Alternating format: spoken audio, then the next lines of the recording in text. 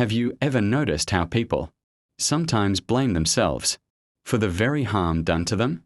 That's not just bad luck or low self-esteem. It's internalized oppression, a survival mechanism taught by unjust systems.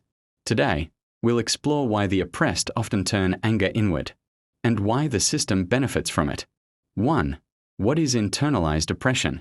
Internalized oppression happens when the marginalized begin to absorb society's negative beliefs about themselves. Shame replaces rightful anger. Self-blame becomes a default response. Instead of directing frustration at the source of harm, it's directed inward. It's psychological control disguised as personal weakness. 2. How it manifests. Examples include a worker believing they are lazy for feeling exhausted by low wages, a student thinking they are not smart enough because of unequal schooling, a marginalized person feeling undeserving of safety, respect, or opportunity. Notice a pattern? The system teaches people to police themselves. The oppressed become complicit in their own oppression without realizing it. 3. Why systems benefit. Turning anger inward is strategic for the powerful. It reduces rebellion.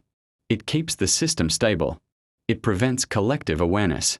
When people blame themselves, they don't challenge unjust laws, exploitative bosses, or systemic racism. Self-blame becomes social control. The system doesn't need to threaten you constantly. It teaches you to police your own mind. 4. The psychological cost. Internalized oppression harms self-esteem, mental health, relationships, sense of agency.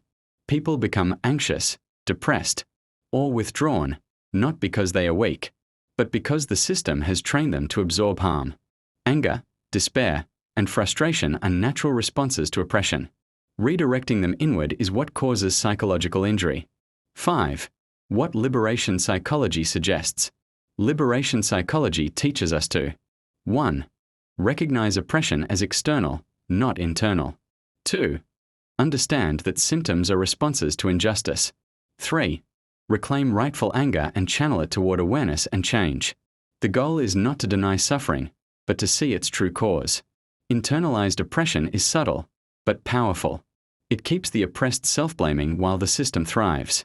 Awareness is the first step, seeing the harm where it actually exists, not where the system wants you to see it.